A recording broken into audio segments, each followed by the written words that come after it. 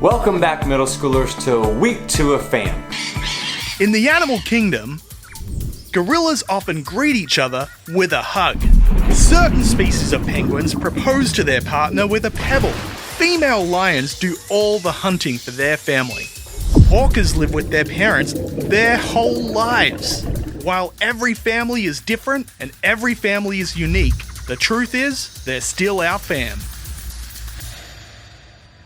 Let me ask you a question. What's your favorite TV show family? And since I can't hear your answers, was it Duck Dynasty? Or maybe the Jetsons? Is that too old? Am I dating myself? How about Gilmore Girls? Bob's Burgers? Good Luck Charlie? I don't know. See, I would name things like Fresh Prince of Bel-Air, or The Wonder Years, or even Home Improvement. Do you even know that show? TV show families definitely have their share of drama, but a seemingly perfect family that all the drama wraps up in 30 minutes or less to end on a happy note until next week. In real life, our drama and mess isn't so nice and neatly packaged. And maybe you can relate because your family has had a few less than perfect moments of their own. Maybe you even feel like your family is a lot messier than other people's. But can I let you in on a secret? We all feel this way at some point or another. Because no fam is a perfect fam. And honestly, spending so much time in quarantine this spring may have either exposed some things about your family or made things worse. Maybe there's a lot of tension in your home. Some families slam doors, argue a lot, or yell. And some families have a lot going on, but never actually talk about it. You just sense it. You feel the stress in the room when your family talks about money, vacation, holidays, step siblings, or any number of things.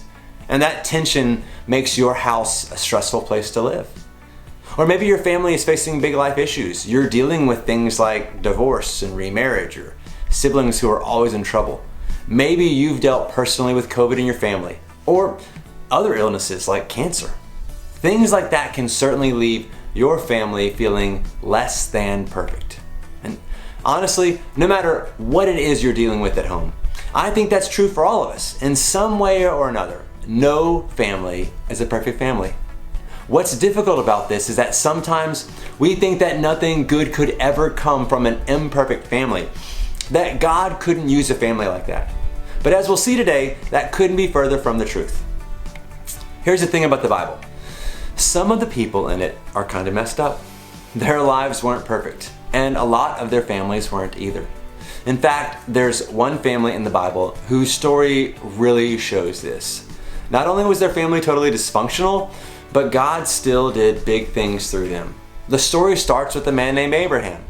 God promised Abraham a lot of descendants, and he promised to use that family in a big way. You know the song, right? Father Abraham had many sons, and many, all right, that guy. Abraham had a son named Isaac, who had 2 sons, twins named Jacob and Esau. And even though they were twins, these 2 guys were very different from each other. They looked different, they act different, they had different interests. And all these differences caused a lot of drama between the 2 boys. Now here's where it gets even crazy.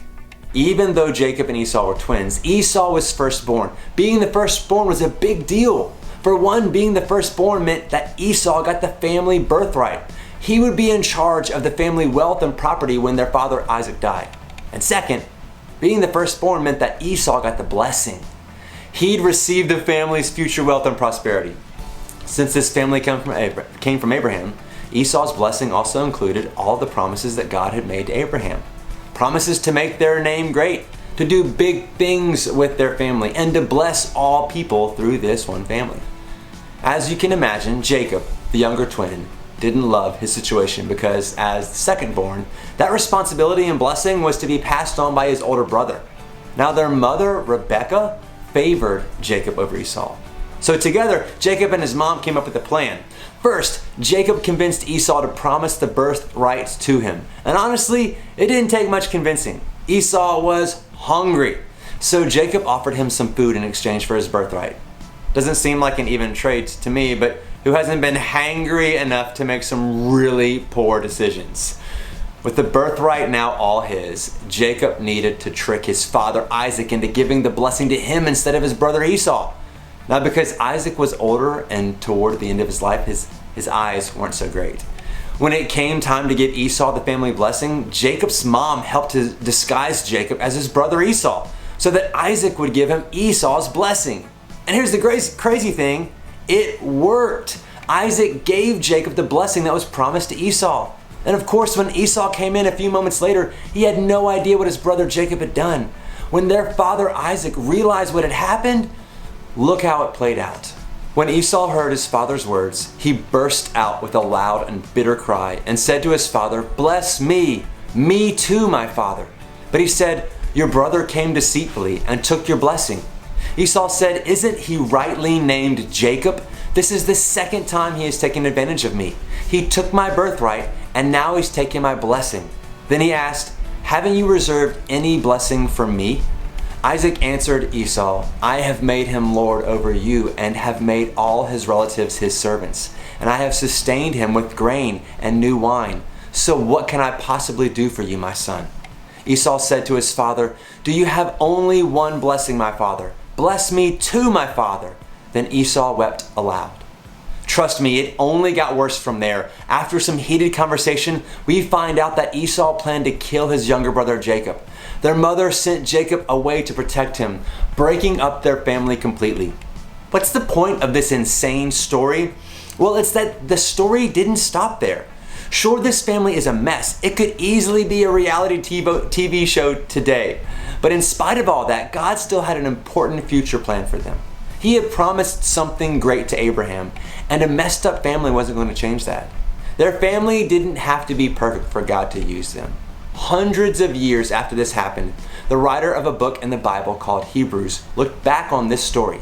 And there, the writer didn't talk about the mess or the bad choices or the pain in this family. Instead, they wrote this: "By faith, Isaac blessed Jacob and Esau in regard to their future." See, Isaac did eventually pass on a blessing to Esau. It wasn't the same as the original blessing that Jacob stole, but it was something. It was an act of faith. Even though there were a lot of really bad moments in their family, the very act of Isaac passing on a blessing in his family was an act of faith. You see, the blessing that God spoke of to Abraham wasn't one of just land and many descendants, but it was all pointing towards one thing, actually one person, Jesus. God had a plan in store for them, and for us, honestly. Look at what Paul says in Galatians 3. "Understand then that those who have faith are children of Abraham. Scripture foresaw that God would justify the Gentiles by faith and announced the gospel in advance to Abraham. All nations will be blessed through you. So those who rely on faith are blessed along with Abraham, the man of faith." God had a plan for this imperfect family in the same way He has a plan for your imperfect family. You see, your family doesn't have to be perfect for God to use it. There are no perfect families. The plan that God has always had in store for you and me was Jesus. It is in Him and through Him that our families are blessed. Maybe the most hopeful thing about this lesson is that no family is a perfect family, but God works anyway. Being imperfect isn't the end of the story, which is a huge relief. You don't have to come from a perfect family to be able to do amazing things. Now, here's what I want you to try. 1, choose to believe that God is working anyway. Your family will mess up. They aren't perfect. Your siblings will borrow your stuff without asking. Your stepmom will yell at you. Your dad will disappoint you. No matter what your fam looks like, they aren't going to be perfect. The next time that happens, instead of getting frustrated and shutting down, trust that God is still in control, that He's working for your good, that He's with you in the mess of your fam, and that He can still use your fam for His good. 2, stay connected to your family. Most of us tend to want to avoid our families when things get messy. We stay in our room, we put our earbuds in, we keep our eyes glued to the screen. We just ignore everyone and everything. But what if instead you made the choice to stay connected? What if you instead chose to imitate Christ like we discussed last week and showed love to your family even in the hard times? So this week, try to stay connected to your family even if you don't feel like it.